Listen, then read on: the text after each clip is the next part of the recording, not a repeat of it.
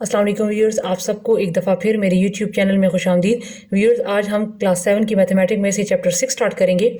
मैं चैप्टर 3 के बाद चैप्टर 6 पे इसलिए गई हूँ क्योंकि एमसीक्यूज़ में ज़्यादा सारे क्वेश्चंस जो हैं वो इन्हीं चैप्टर से आते हैं, तो लिहाजा मैं सबसे पहले वो चैप्टर आपको करवाऊँगी जिनसे एमसीक्यूज़ में काफ़ी ज़्यादा आ चुके हैं। ठीक है,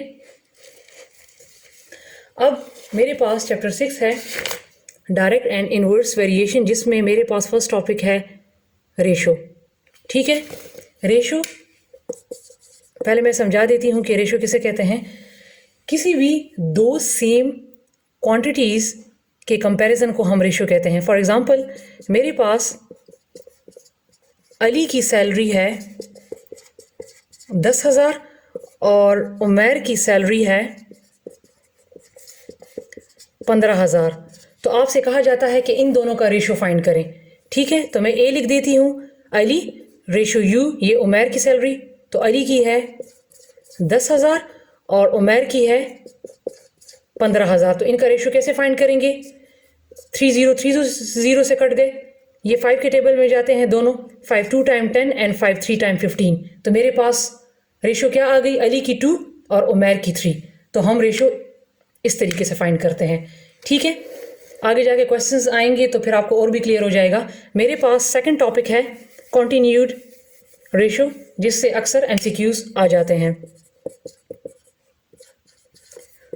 कॉन्टिन्यूड रेशो, जब भी हमारे पास 3 या 3 से ज़्यादा क्वांटिटीज़ हों तो तब हम कॉन्टिन्यूड रेशो से वो क्वेश्चन फाइंड करते हैं। मैं बुक ही के एग्जाम्पल से आपको समझा देती हूँ कि the ratio between the ages of Aamir and Imran, Aamir और इमरान की जो रेशो है वो 7:5 है, और फिर इमरान और अली की जो रेशो है वो 3:2 है।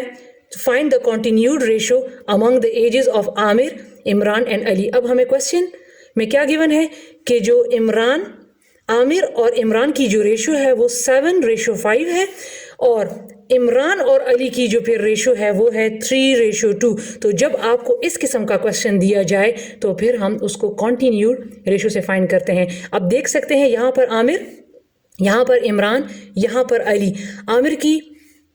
आमिर और इमरान की रेशो कितनी है? आमिर की 7, इमरान की कितनी है? 5। फिर दोबारा यहाँ पर कौन है? इमरान है, इमरान की बात हो रही है, तो इमरान की कितनी है? 3। तो आपने इमरान ही के नीचे क्या लिख लेना है? 3। और फिर अली की कितनी है? 2, तो वो यहाँ पर लिख लिया 2। अब इसको कैसे मल्टीप्लाई करना है? ये दिया हुआ है, मैं सिर्फ अल्फ़ाबेट लिख लेती हूँ, आमिर, इमरान और ये है अली। तो आमिर और इमरान की जो रेशो है वो है 7:5, और फिर इमरान और अली की जो है वो है 3:2। तो हम क्या करते हैं कॉन्टिन्यूड रेशो में कि इसको इसके साथ मल्टीप्लाई कर लेते हैं, फिर इसको यहाँ पर मल्टीप्लाई कर लेते हैं, और इसको जो है यहाँ पर मल्टीप्लाई कर देते हैं। तो ये हमारे पास कॉन्टिन्यूड रेशो है। 7 मल्टीप्लाई बाय 3:5 मल्टीप्लाई, या 3 मल्टीप्लाई बाय 5 कर लें। ठीक है, 3 multiply by 5 ratio 5 multiply by 2, तो 7 3 टाइम 21, 3 5 टाइम 15 और 5 2 टाइम 10। तो इन तीनों की हमारे पास रेशो जो आ गई है वो है 21, 15 और 10। इस किस्म के क्वेश्चंस को हम लोग कॉन्टिन्यूड रेशो से करते हैं। जब भी गिवन हो कि ए रेशो बी इतना है और फिर बी रेशो सी इतना है, तो हम फिर उन क्वेश्चंस को कॉन्टिन्यूड रेशो से फाइंड करते हैं।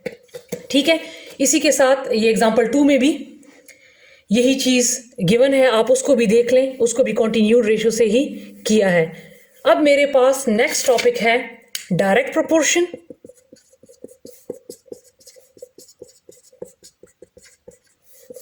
डायरेक्ट प्रोपोर्शन में हमारे पास ये होता है कि जब भी हमारे पास 2 क्वांटिटी होती हैं और उसमें हमारे पास एक चीज़, फॉर एग्जांपल मैं दे देती हूँ कि हमारे पास एक बुक की जो कीमत है वो कितनी है?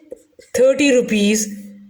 तो 5 बुक्स की कीमत हमारे पास कितनी होगी? तो अगर एक बुक की 30 है तो डेफिनेटली 5 बुक्स 5 बुक्स की कितनी होगी? ज़्यादा हो जाएगी। तो ये क्या है, ये हमारे पास इस किस्म के क्वेश्चंस क्या है, ये हमारे पास डायरेक्ट प्रोपोर्शन के होते हैं कि अगर एक चीज़ ज़्यादा हो रही है तो दूसरी चीज़ भी उसके साथ ज़्यादा हो रही है।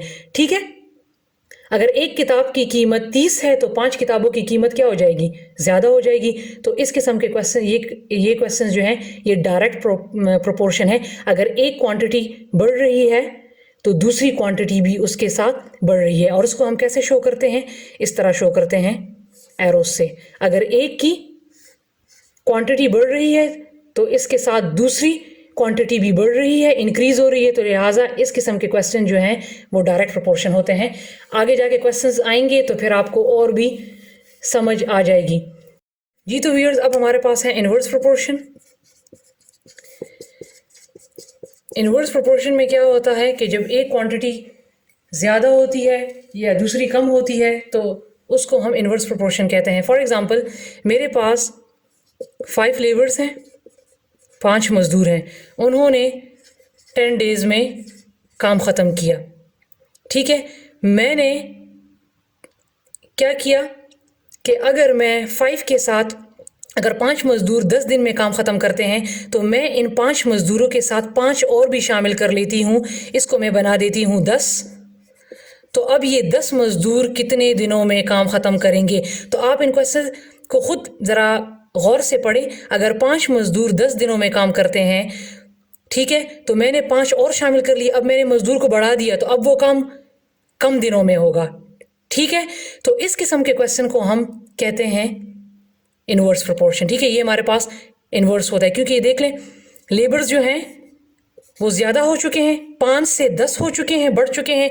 और ये डेज़ क्या हो जाएंगे, डेज़ जो हैं वो कम हो जाएंगे, कम से ज़्यादा की तरफ चले जाएंगे। तो इस किस्म के क्वेश्चंस जो होते हैं वो हमारे पास इनवर्स प्रोपोर्शन के होते हैं। ठीक है, अब हम चलते हैं एक्सरसाइज 6.1 की तरफ।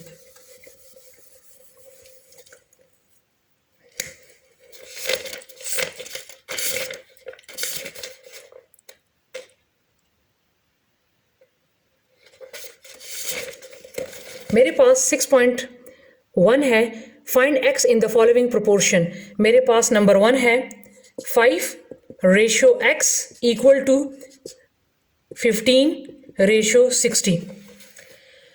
इसमें हमने x की वैल्यू फाइंड करनी है। तो आप ये बात याद रखें कि ये हमारे पास होता है मीन और ये हमारे पास होता है एक्सट्रीम। तो आप क्या करें कि जो x वाला होता है, आप मीन को पहले मल्टीप्लाई कर लें, x multiply by 15 equal to, और एक्सट्रीम को मल्टीप्लाई कर लें 5 मल्टीप्लाई बाय 60। ये प्रोडक्ट ऑफ मीन हो गया, मीन इसको मैंने मल्टीप्लाई कर लिया, और ये प्रोडक्ट ऑफ एक्सट्रीम हो गया, मैंने इनको मल्टीप्लाई कर लिया। ठीक है, अब x के साथ जो चीज़ मल्टीप्लाई होती है वो यहाँ भी डिवाइड कर लें और उसको यहाँ भी डिवाइड कर लें। तो 15 के साथ कट गया, और ये 5 1 टाइम 5, 5 3 टाइम 15, 3 1 टाइम 3, 3 2 टाइम 6, 0। तो मेरे पास x की जो वैल्यू आ गई है वो मेरे पास आ गई है 20। ठीक है, इसी तरह आप और क्वेश्चंस को भी सॉल्व करें। ठीक है, मीन और एक्सट्रीम से। मैं सेकंड वाले क्वेश्चन को बस अरेंज करके दे देती हूँ। 7:14 equal to 15:x, mean extreme. ठीक है, तो आप पहले x वाला लिखें क्योंकि हमने x की वैल्यू फाइंड करनी है। तो 7 multiply by x equal to 14 multiply by 15। ठीक है, तो 7 को यहाँ भी डिवाइड कर दे, x के साथ जो चीज़ मल्टीप्लाई हो रही है, और 7 को यहाँ भी कर दे। तो 7 7 से कैंसिल, 7 1 टाइम 7, 7 2 टाइम 14। तो जब मैं 15 को 2 से मल्टीप्लाई करूँगी तो मेरे पास x की वैल्यू क्या आ जाएगी, 30। ठीक है, अगर x दरमियान में है, ठीक है, आपने लेफ्ट साइड पे x की वैल्यू को पहले मल्टीप्लाई करना है। क्यों? क्योंकि आपने x की वैल्यू फाइंड करनी है। ठीक है, अगर यहाँ पे दरमियान में है तो पहले आप क्या करें, मीन फाइंड करें, और अगर यहाँ पर है तो पहले आप एक्सट्रीम फाइंड करें।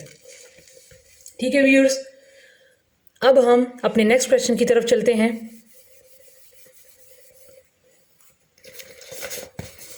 मेरे पास नेक्स्ट क्वेश्चन है, check whether 4, 16 and 64 are in proportion. आप चेक करें कि 4, 16 और 64 प्रोपोर्शन में है या नहीं। तो हमने क्या करना है, क्वेश्चन नंबर 2 है 4 रेशो, इसको मैं लिख रही हूँ, इसका सोल्यूशन मैं हल कर रही हूँ, ठीक है। 16 फिर है इक्वल टू 64 और मेरे पास मैंने क्या फाइंड करना है, यहाँ मेरे पास क्या नहीं है, x, ठीक है। मैंने यहाँ पर x की वैल्यू फाइंड करनी है, तो x मैंने लगा लिया। तो आप वही तरीका कर लें, ये x हो गया, ये एक्सट्रीम और ये मीन। तो चूंकि पहले मैं एक्सट्रीम फाइंड कर लूँगी क्योंकि x की जो वैल्यू है वो एक्सट्रीम पर है, तो पहले मैं 4 multiply by x equal to 16 multiply by 64। x के साथ 4 मल्टीप्लाई हो रहा है तो यहाँ पर भी डिवाइड कर दें, यहाँ पर भी डिवाइड कर दें। 4 4 से कैंसिल हो गया, 4 1 टाइम 4, 4 4 टाइम 16, 64 और 4 को मल्टीप्लाई करें तो x की वैल्यू आपके पास आ जाएगी 256। तो इन्होंने कहा कि ये प्रोपोर्शन में है कि नहीं है। तो देखिए 4 1 टाइम 4, जब 4 को 2 मरतबा मल्टीप्लाई करेंगे तो 16 आ जाएगा। 4 मल्टीप्लाई बाय 4, जब 4 को 3 मरतबा मल्टीप्लाई करेंगे तो 64 आ जाएगा। और कह रहा है कि जब 4 को मैंने 4 मरतबा मल्टीप्लाई किया तो मेरे पास 256 आ गया। तो कह रहा है कि ये प्रोपोर्शन में आ रहे हैं कि नहीं। तो आप इसको कहें कि यस, ये प्रोपोर्शन में है, क्योंकि जब एक एक 4 मल्टीप्लाई होता जाएगा साथ में तो वो प्रोपोर्शन में ही आएंगे। 4 4 टाइम 16, फिर 16 4 टाइम 64, फिर 64 4 टाइम 256, तो ये प्रोपोर्शन में है, ठीक है व्यूअर्स। अब मैं चलती हूँ नेक्स्ट क्वेश्चन की तरफ और नेक्स्ट क्वेश्चन मेरे पास है कॉन्टिन्यूड प्रोपोर्शन। क्वेश्चन नंबर 3 है मेरे पास, find x if 8, 16 and x 1 in continued proportion. मेरे पास है 8, 16 एंड x और उन्होंने कहा है कि 1 इन कॉन्टिन्यूड प्रोपोर्शन, ठीक है। a b और ये c है, तो इनका रेशो अगर लें a रेशो b और फिर b रेशो c, तो इसका हमने क्या क्या कर लेना है, 8 रेशो 16, ये मेरे पास a रेशो b हो गया, इक्वल टू हमने इन्हीं में से क्या करना है, 16 को हमने कॉन्टिन्यूड में ले लेना है, b को हम कॉन्टिन्यूड में ले लेंगे, 16 रेशो x, ठीक है।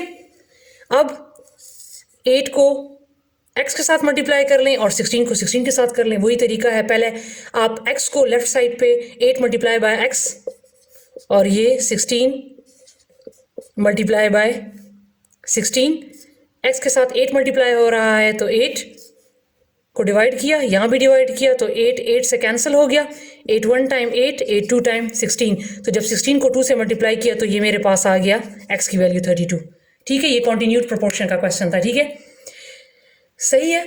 यहाँ मेरे पास एक चीज़ गिवन नहीं थी तो मैंने 16 को मैंने यहाँ पर दोबारा लिख लिया, क्योंकि हमारे पास a रेशो b और b रेशो c होता है कॉन्टिन्यूड में। तो मेरे पास वो जो b की वैल्यू थी वो 16 थी, तो लिहाजा मैंने यहाँ पर इसको दोबारा लिख लिया, ठीक है, कॉन्टिन्यूड बनाने के लिए। अब मैं चलती हूँ क्वेश्चन नंबर 4 की तरफ।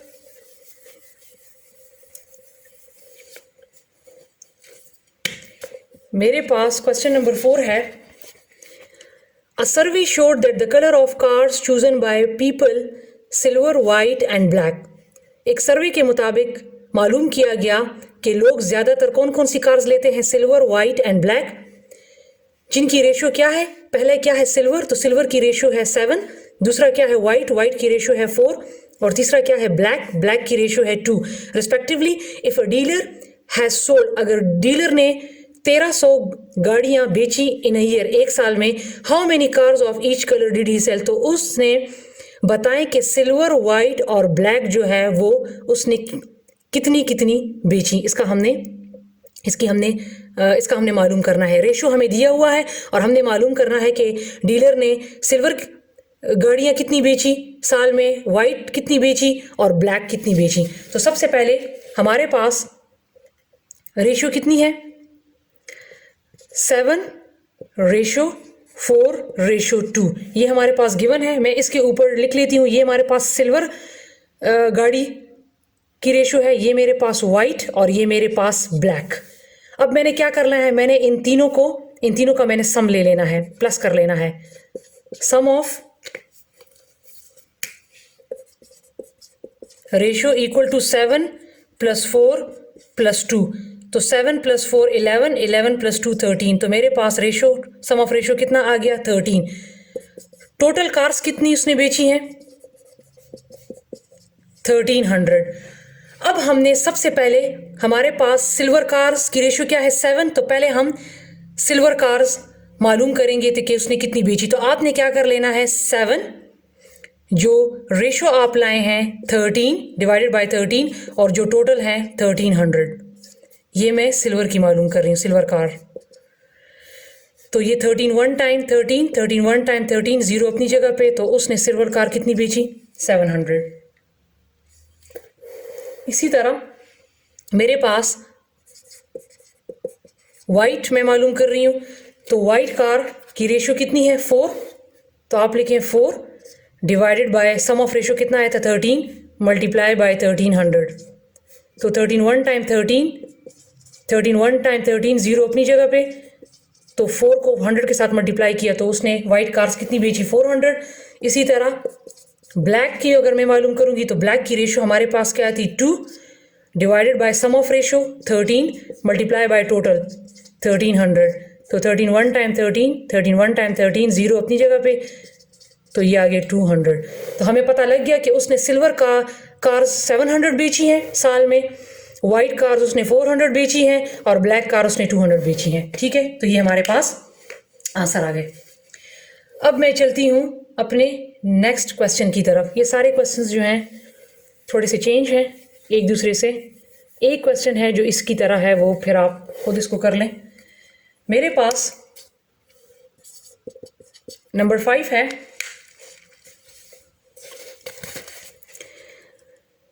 Jameel earns income. अर्न को हम इनकम भी बोलते हैं, आमदनी। उसकी जो तनख्वाह है वो 18,000 पर मंथ एक महीने की है। एंड स्पेंड्स या एक्सपेंडिचर दोनों सेम होते हैं और वो खर्च करता है 16,000। तो find the ratio in rupees.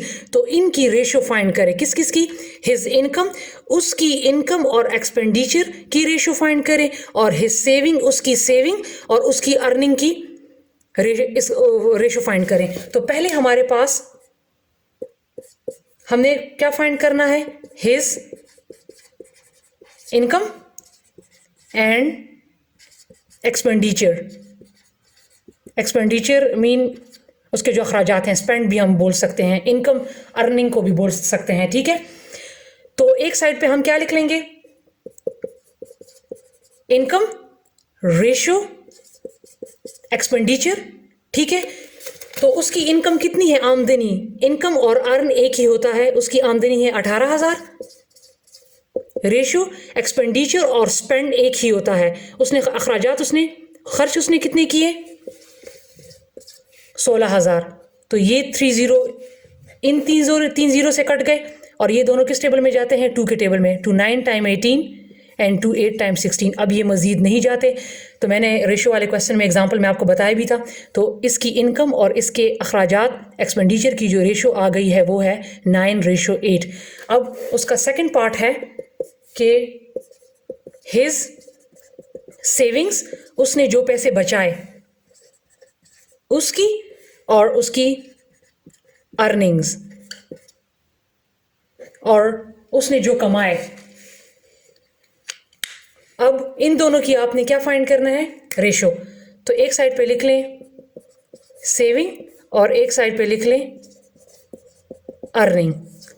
ठीक है, अर्निंग और इनकम सेम है, तो हमें तो पता है कि अर्निंग उसकी कितनी है, आमदनी उसकी कितनी है, 18,000। ठीक है, सेविंग हमारे पास गिवन नहीं है, तो आप खुद अंदाज़ा लगा लें कि अगर उसकी 18,000 आमदनी है और वो 16,000 खर्च करता है, तो आप क्या करें कि 18,000 में से 16,000 माइनस कर लें। तो मेरे पास कितने आ जाएंगे, 8 में से 6 गए 2, तो इसका मतलब है कि उसने 2000 सेव किए, क्योंकि उसने उसकी 18,000 आमदनी है और वो 16,000 खर्च करता है, तो उसके पास कितने बच जाते हैं? 2000। तो वो सेविंग उसकी क्या आई है?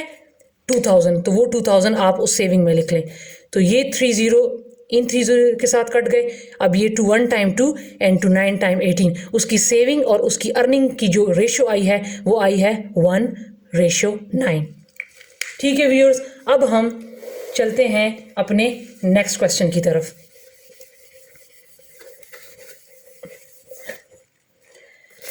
मेरे पास नेक्स्ट क्वेश्चन है number 6। In an examination hall, एक एग्जामिनेशन हॉल में द रेशो ऑफ इन्वेजिलेटर और स्टूडेंट्स की जो रेशो है, मींस इन्वेजिलेटर जो है, इन्वेजिलेटर उसको बोलते हैं जो एग्जामिनेशन हॉल में, इम्तिहानी हॉल में जो ड्यूटी देता है उसको इन्वेजिलेटर्स बोलते हैं। तो इन्वेजिलेटर्स और स्टूडेंट की जो रेशो है, इन्वेजिलेटर्स कितने हैं 1 और स्टूडेंट्स कितने हैं 30, मीन 30 स्टूडेंट पे एक इन्वेजिलेटर ड्यूटी कर रहा है। तो how many invigilators will be required for 210 student? तो 210 स्टूडेंट्स के लिए कितने इन्वेजिलेटर्स ज़रूरत होंगे? तो हम क्या करेंगे, हमारे पास क्या है, एक साइड पे आप लिख लें इन्विजिलेटर और दूसरी साइड पे है स्टूडेंट्स। तो हमारे पास इन्विजिलेटर कितने हैं? 1, और स्टूडेंट्स हमारे पास कितने गिवन है? 30। तो उन्होंने कहा कि हाउ मेनी इन्विजिलेटर, हमने जो फाइंड करना है इन्विजिलेटर को हम मालूम करेंगे, तो हमारे पास वो गिवन नहीं है, तो उसकी जगह पे हम x लिख लेंगे। और स्टूडेंट्स कितने गिवन है? 210। ठीक है, अब आप देखें, अगर एक इन्विजिलेटर को ड्यूटी दी गई है 30 स्टूडेंट की, तो कितने इन्विजिलेटर जो हैं वो 210 स्टूडेंट के लिए रिक्वायर्ड होंगे? तो ये आप खुद सोच लें कि इन्विजिलेटर ज़्यादा हो जाएंगे, जब स्टूडेंट ज़्यादा हो गए तो इन्विजिलेटर भी ज़्यादा हो जाएंगे। तो ये वाला जो क्वेश्चन है ये हमारे पास क्या है?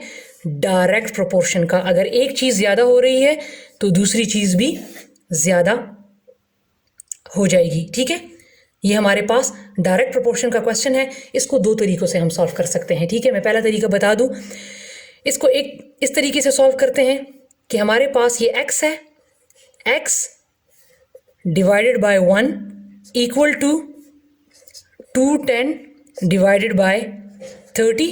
इसकी क्रॉस मल्टीप्लिकेशन कर लें, 30 को x के साथ मल्टीप्लाई कर लें, 30 मल्टीप्लाई बाय x, और 210 को 1 के साथ मल्टीप्लाई कर लें।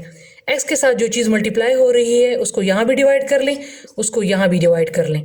तो 30 के साथ कैंसिल हो गया, 0 के साथ कैंसिल हो गया, 3 1 टाइम 3 एंड 3 7 टाइम 21। तो हमें पता लग गया कि 210 स्टूडेंट्स के लिए कितने इन्विजिलेटर चाहिए होंगे? 7। ठीक है, इसका दूसरा तरीका ये है कि अगर हमारे पास क्वेश्चन इस तरह है कि अगर एक चीज़ बढ़ रही है और दूसरी चीज़ भी बढ़ रही है, डायरेक्ट प्रोपोर्शन का क्वेश्चन है, तो फिर आप इसको दूसरा ये तरीका है कि डायरेक्ट क्रॉस मल्टीप्लिकेशन कर लें, x को 30 के साथ मल्टीप्लाई कर लें और 1 या 210 को 1 के साथ मल्टीप्लाई कर लें। अगर डायरेक्ट प्रोपोर्शन का क्वेश्चन है, अगर इस किस्म का क्वेश्चन है, तो फिर आप इसकी डायरेक्ट क्रॉस मल्टीप्लिकेशन कर लें कि x को 30 के साथ मल्टीप्लाई कर लें और 210 को 1 के साथ मल्टीप्लाई कर लें। तो उसी तरह 30 यहाँ भी डिवाइड, 30 यहाँ भी डिवाइड, 30 से कैंसिल, 0 से कैंसिल, 3 1 टाइम 3 एंड 3 7 टाइम 21। तो वही 7 मेरे पास आंसर आ गया।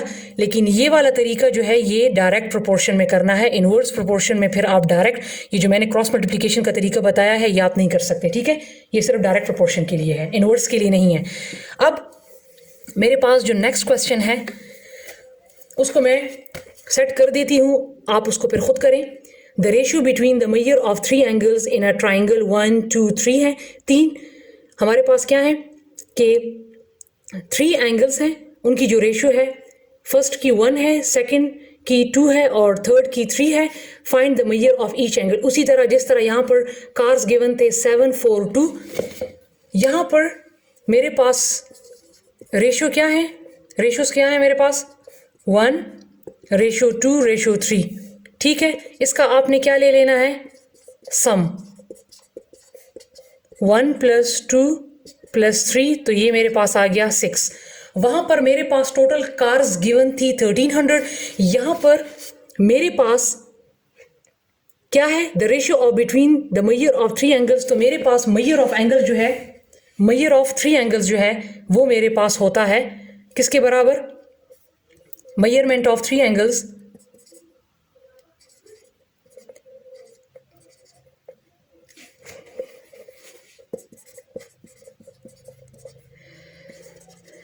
मेजरमेंट ऑफ थ्री एंगल्स मेरे पास बराबर होता है 180 के। तो आप उसी तरह कर लें कि पहले आपने फर्स्ट एंगल फाइंड करें। फर्स्ट एंगल मेरे पास क्या है 1, सम ऑफ रेशियो क्या आया है 6 और मल्टीप्लाई किसके बराबर है ये 180। 6 1 टाइम 6, 6 3 टाइम 18। तो ये मेरे पास किसके बराबर आ गया 30 के बराबर। फर्स्ट एंगल मेरे पास 30 के बराबर आ गया। इसी तरह आप सेकंड को भी फाइंड कर लें और इसी तरह आप थर्ड को भी फाइंड कर लें। ठीक है, अब मैं लास्ट क्वेश्चन की तरफ चलती हूं। मेरे पास लास्ट क्वेश्चन है a printer can print 450 pages in 30 minutes whereas a photocopier can print 30 pages per minute. एक प्रिंटर जो है वो 30 मिनट में 450 पेजेस करता है, जबकि फोटोकॉपियर जो है वो 1 मिनट में 30 पेजेस करता है। तो कौन सा स्पीडी है। उन्होंने कहा है कि प्रिंटर जो है, प्रिंटर क्या करता है कि वो 30 मिनट्स में 450 पेजेस करता है और फोटोकॉपियर जो है वो 1 मिनट में 30 पेजेस करता है। तो कह रहा है कि कौन सा स्पीडी है। यहाँ पर 1 मिनट का इन्होंने दिया हुआ है कि फोटोकॉपियर 1 मिनट में 30 पेजेस करता है। यहाँ पर इन्होंने 30 मिनट्स दिया हुआ है, 1 मिनट नहीं दिया। तो पहले हम क्या करेंगे कि इसका 1 मिनट फाइंड कर लेंगे, तो फिर हम इन दोनों को कंपेयर कर लेंगे कि कौन सा स्पीडी है। तो आपने क्या करना है कि 1 मिनट फाइंड करने के लिए आपने क्या करना है कि 450 को 30 पे डिवाइड कर दें। तो ये है 31 टाइम 30, ठीक है। 5, 4 से 3 गया 1 और ये 0, 35 टाइम 150। तो हमारे पास आ गया कि प्रिंटर जो है वो क्या करता है, वो 1 मिनट में कितने 15 पेजेस प्रिंट करता है। तो ये प्रिंटर 1 मिनट में 15 पेजेस करता है और फोटोकॉपियर, अब आप कंपैरिजन कर लें, 1 मिनट में कितनी करता है 30। तो कौन सा स्पीडी हुआ, ये 30 पेजेस करता है। तो जाहिर बात है फोटोकॉपियर की स्पीड जो है वो ज़्यादा है। तो आप लिख लें कि फोटोकॉपियर इज स्पीडी। ठीक है व्यूअर्स, ये था हमारा एक्सरसाइज 6.1। इसके बाद इंशाल्लाह हम एक्सरसाइज 6.2 स्टार्ट करेंगे।